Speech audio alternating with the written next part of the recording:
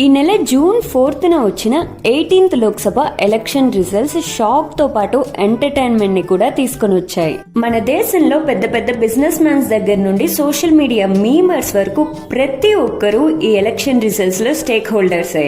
Election results రాగానే stock market కుప్పకూలింది. ఒక్క రోజులో 39 లక్షల కోట్ల రూపాయల సంపద కనుమరుగయింది. అదానీ కంపెనీస్ గురించి అయితే చెప్పనవసరమే లేదు. కోవిడ్-19 తర్వాత ఇంతగా స్టాక్ మార్కెట్ ని ఎఫెక్ట్ చేసింది ఈ ఎలక్షన్ రిజల్ట్సే. నరేంద్ర మోడీ ప్రైమ్ మినిస్టర్ పదవికి రిజైన్ చేశారు. కానీ వరల్డ్ లీడర్స్ ఆయన విజయాన్ని అభినందిస్తూ ట్వీట్స్ చేస్తున్నారు. ఈ ఎలక్షన్ లో ఏ పార్టీకి క్లియర్ మెజారిటీ రానప్పటికీ నరేంద్ర మోడీయే నెక్స్ట్ ప్రైమ్ మినిస్టర్ కాబోతున్నారు. కానీ ఇక్కడ ట్విస్ట్ ఏంటంటే ఈయనే నెక్స్ట్ 5 సంవత్సరాలకి ప్రైమ్ మినిస్టర్ గా ఉంటారని చెప్పలేం. అసలు దేశంలో ఏం జరుగుతుంది? పాలిటిక్స్ ఒక్కసారిగా ఇంత ఎంటర్టైన్మెంట్ గా ఎందుకు మారాయి? దేశంలో ఈ ఎలక్షన్స్ రిజల్ట్స్ ఎటువంటి మార్పులు తీసుకొని వస్తాయన్న పూర్తి వివరాలు ఈ వీడియోలో తెలుసుకుందాం రండి. సింపుల్ అండ్ క్లియర్ గా చెప్పాలంటే భారతదేశంలో ప్రతి చట్టం ఇండియన్ పార్లమెంట్ చేతే చేయబడుతుంది.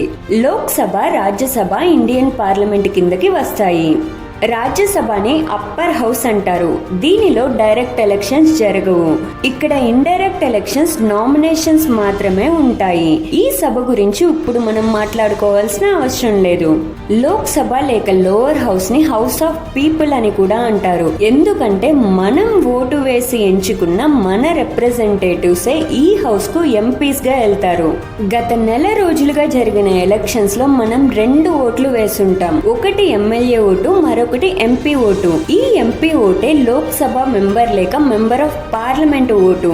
మనం వేసిన ఈ ఎంపీ ఓటే నెక్స్ట్ భారతదేశాన్ని ఏ పార్టీ పరిపాలించబోతుంది, నెక్స్ట్ ప్రైమ్ మినిస్టర్ ఎవరు కాబోతున్నారన్నది నిర్ణయిస్తుంది. 18th లోక్సభలో మొత్తం 543 ఎంపీ మెంబర్ ఆఫ్ పార్లమెంట్ స్థానాలకు ఎన్నికలు జరిగాయి. ఈ ఎన్నికల్లో బీజేపీ 240 స్థానాల్లో గెలిచింది. కాంగ్రెస్ 99 స్థానాల్లో గెలిచింది. కానీ ఏ పార్టీ అయినా మెజార్టీ సాధించాలంటే 272 స్థానాల్లో గెలవాలి. ఈ రిజల్ట్స్ బియాండ్ ఇమాజినేషన్. ఎందుకంటే మీలో చాలా మంది కూడా ఈసారి బీజేపీయే రూలింగ్ లోకి వస్తుందని అనుకుని ఉండొచ్చు. అంతెందుకు, అన్ని ఎగ్జిట్ పోల్స్ బీజేపీ 350 నుండి 400 స్థానాల్లో గెలుస్తుందని ప్రెడిక్ట్ చేశాయి. 2014-2019 లో కూడా బీజేపీ ఏ పార్టీ సహాయం లేకుండా స్వతహాగానే మెజారిటీ సాధించింది. 2014 లో బీజేపీ 282 స్థానాలు గెలుచుకుంది. 2019 లో ఈ నెంబర్ ను ఎక్స్పాండ్ చేస్తూ 303 స్థానాల్లో గెలుపు సాధించింది. కానీ ఇప్పుడు సిచ్యువేషన్ అలా లేదు. ప్రస్తుతం బీజేపీ 240 స్థానాలు మాత్రమే గెలుచుకుంది. బీజేపీ యొక్క ఈ రిజల్ట్స్ ఇండియాకి పెద్ద షాక్ అండ్ సర్ప్రైజ్ అనే చెప్పాలి. ఈ రిజల్ట్స్ కి గల కారణాలు చూస్తే number 1, differences with in BJP. ఏదైనా ఒక పొలిటికల్ పార్టీ తమ ఐడియాలజీని, అది మంచి కావచ్చు చెడు కావచ్చు, ఇంతకాలం ఇంత మాస్ స్కేల్లో ప్రజల మధ్యకి సక్సెస్ఫుల్ గా తీసుకుని వెళ్ళగలిగిందంటే అది బీజేపీయే అని చెప్పాలి. వాళ్ళ ఐడియాలజీతో 10 సంవత్సరాలు బీజేపీ ఇండియాని ఇన్ఫ్లుయెన్స్ చేసినంతగా వేరే ఏ పొలిటికల్ పార్టీ చేయలేదు. ఇది ఒక సాధారణమైన విషయం కాదు. ఇండియా ఒక సెక్యులర్ కంట్రీ. అంతేకాకుండా ఇండియా డైవర్సిటీ ప్రపంచంలోనే యూనిక్. ఇండియా లాంటి ఒక దేశంలో మెజారిటేరియన్ హిందుత్వ ఐడియాలజీని ప్రమోట్ చేయడం అనేది కాంట్రవర్షియల్ అండ్ రిస్కీ. కానీ ఈ బీజేపీలో కూడా డిఫరెన్సెస్ ఉన్నాయని ఎక్స్పర్ట్స్ చెప్తున్నారు. లోకల్ గ్రూప్స్, ఆర్ఎస్ఎస్ కి బీజేపీకి మధ్య డిఫరెన్సెస్ ఉన్నాయన్న వార్తలు వినిపిస్తున్నాయి. Number 2, opposition.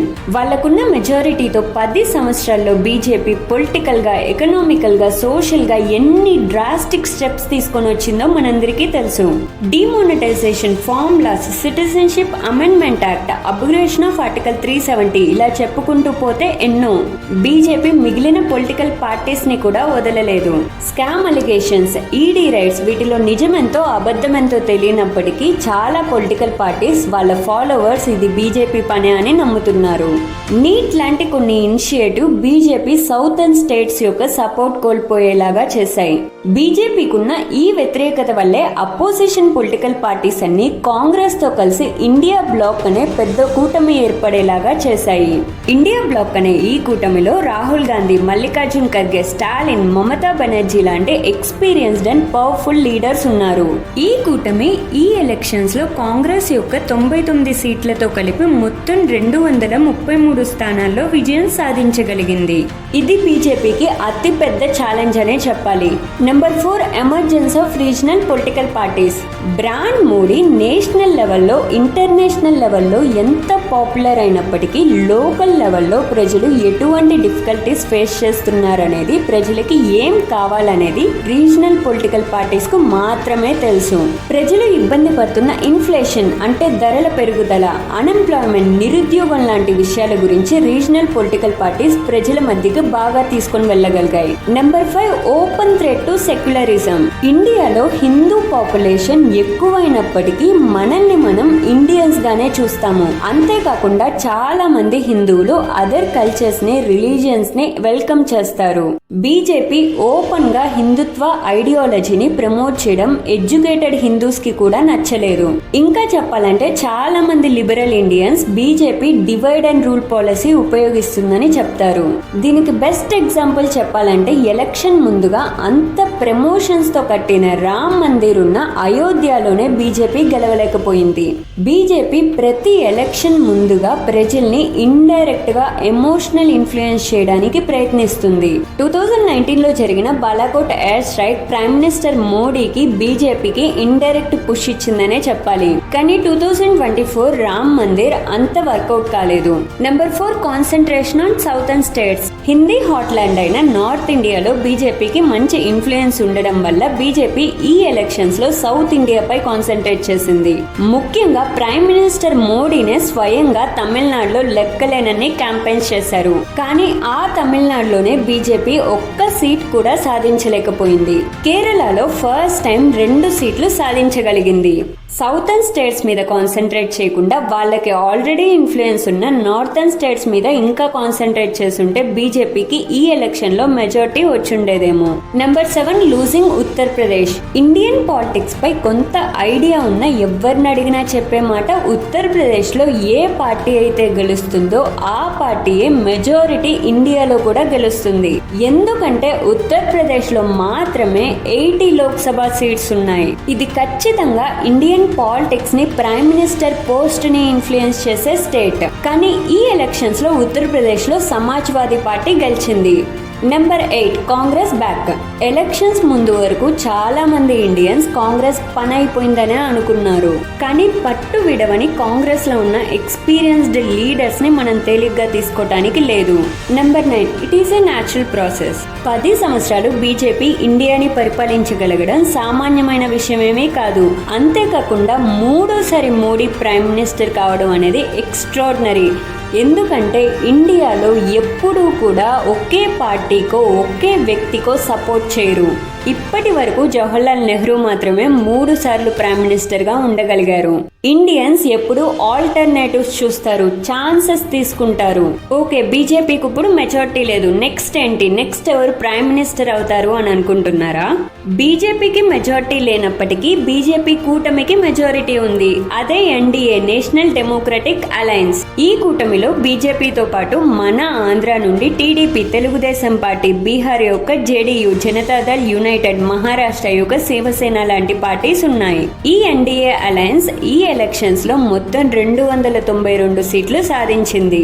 సో ఈ కూటమి మెజారిటీ నెంబర్ అయిన 272ని క్రాస్ చేసింది. కానీ ఇండియా బ్లాక్ 232 సీట్లు మాత్రమే సాధించగలిగింది. ఇది మెజారిటీ నెంబర్ కంటే తక్కువ.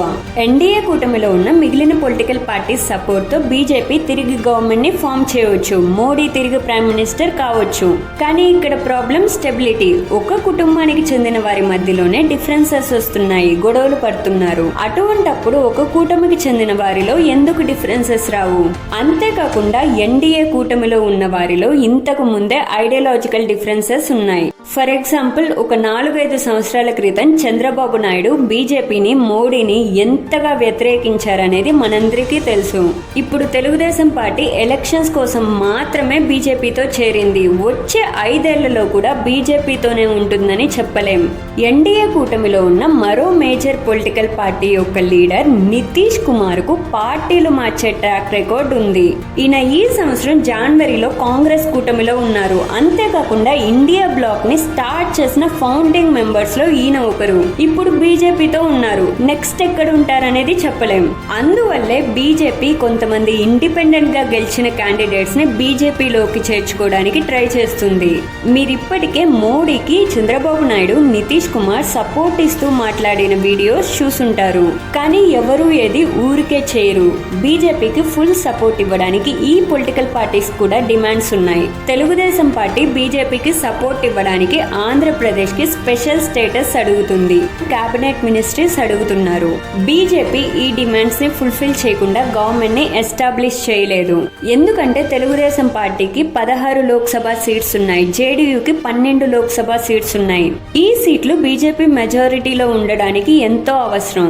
ఇక్కడ మీకు మరో డౌట్ వస్తుంది. ఈ 2 పార్టీలు కాంగ్రెస్ కూటమిలో కలిస్తే ఏం జరుగుతుందని.